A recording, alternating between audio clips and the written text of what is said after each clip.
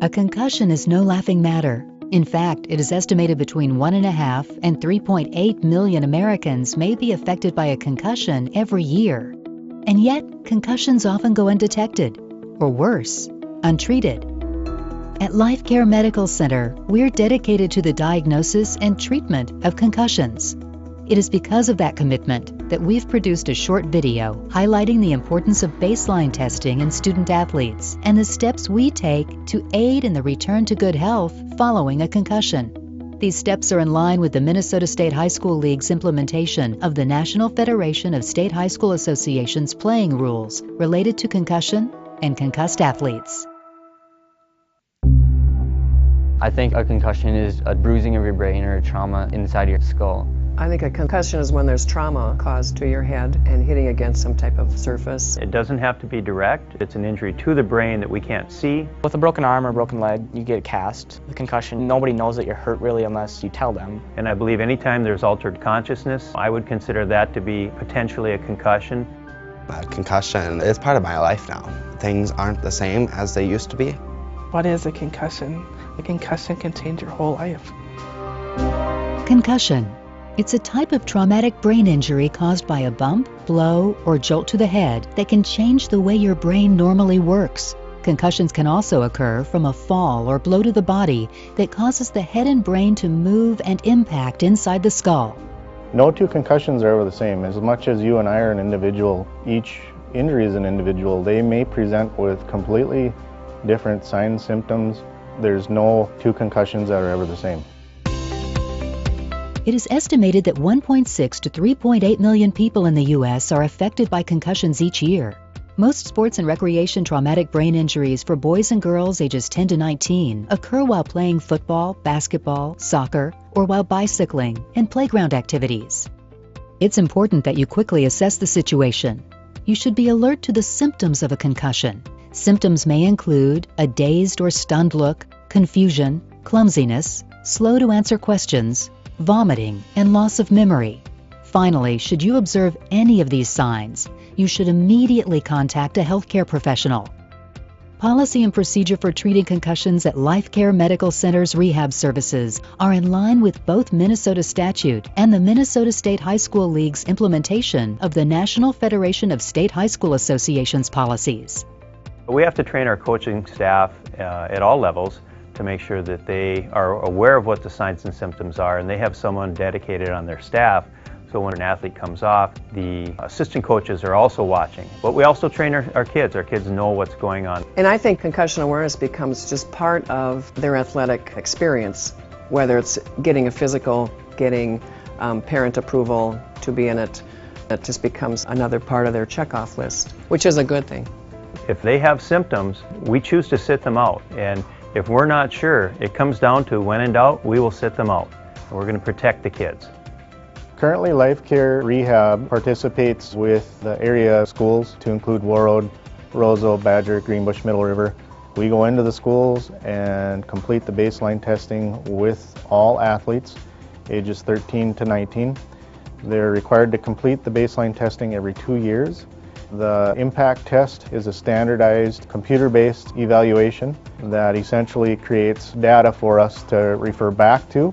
And if an athlete is suspected of sustaining a concussion, we can compare that information with the baseline data and see whether or not there's regression, whether or not they're actually making progress. The impact test itself is 30 to 40 minutes. It covers a number of areas to include word memory, visual memory, reaction time, processing speed. Don't mess around with it. Take it seriously. A lot of kids might just goof around and click random buttons because they don't think it matters, but it does matter. Take it seriously, because then if you do get hit in the head, it have clear data on your baseline. The test measures attention span, working memory, sustained and selective attention time, response variability, nonverbal problem solving, and reaction time. The test records health history and a demographic profile, current concussion symptoms and conditions, and 6 modules to test various aspects of neurocognitive functioning.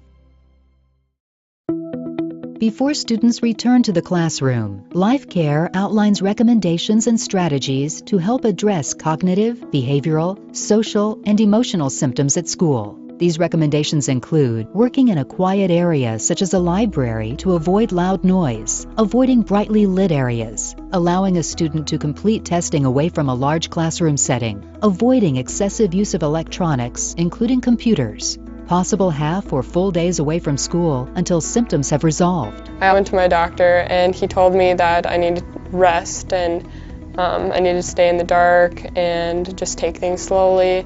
Don't go to school. We do work with the school as well as our physicians here at Life Care Medical Center. We're working with them, communicating with them, and making recommendations for adjustments to a child's return to academics if we believe it's important for them to participate in a half day as opposed to a full day, or even that they remain away from school. I was so confused after I got hit, and I didn't know anything at all. Well, I knew stuff, but it was really tough to think. Everything just felt like it was like raining down on me. I wanted to shut it down right there and just like kind of clock out for the day. It's hard. Evan has missed almost a whole month of school, but by having a therapist from Life Care come to the school, then she can talk to the dean of students and they can also work out a good game and educational plan for him. The road to recovery and return to play is a lengthy 4-stage process. The athlete must pass a post-impact test before becoming eligible to begin the post-concussion exertion program.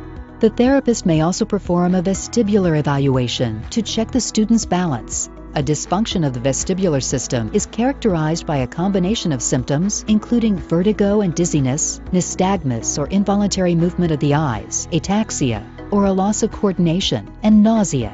Vestibular dysfunction is complicated. The symptoms emanate from different sites within the central nervous system.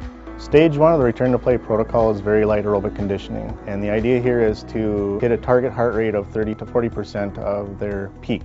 And what we're looking for is that with physical exertion, they have no return of symptoms. I actually failed my first step. I went home after my first stage and my head just kind of hurt. I'm like, I better report this, because that's what we're supposed to do. So I told my mom, went to PT the next day, and they're like, yeah, you have to take another 24 hours with no symptoms. If a return of symptoms occurs between any of the stages, they have to move back to the stage they just completed, and they have to be asymptomatic for 24 hours between stages. Stage 2 of the return to play protocol is moderate aerobic conditioning, and the goal here is to increase the heart rate to 40 to 60% of the maximum rate. Stage 3 is the moderately aggressive aerobic exercise, and what we're looking for here is increasing the athlete or student's heart rate to 60 to 80% of their maximum rate. Stage 4 of the return to play protocol is sports performance training. What we're looking for here is the student or athlete increasing their heart rate to 80 to 90% of their maximum rate. We're going to move that athlete through space, both their body and head, to see if we exacerbate symptoms and they have a return of symptoms. At completion of this stage, they essentially are done with the return to play program. They are allowed to return to sport with clearance from rehab as well as their physician.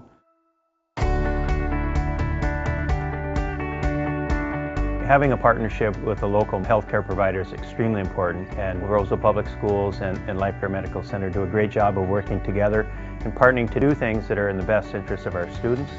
They're the first line of defense, and when we can have direct access to those medical professionals, we ensure that our kids are getting the best care as quickly as possible. We have a team that addresses concussions, from the athletic directors, coaches at the school to our providers on site. We work as a team to ensure that the athlete or student is free of symptoms before they return to play. The only way to get better is to improve on what you did the day before. I feel a lot better now taking this year off of hockey. I'm starting to feel like myself again. I'm really happy. And I'm being able to concentrate in school and getting better grades. So I'm feeling good.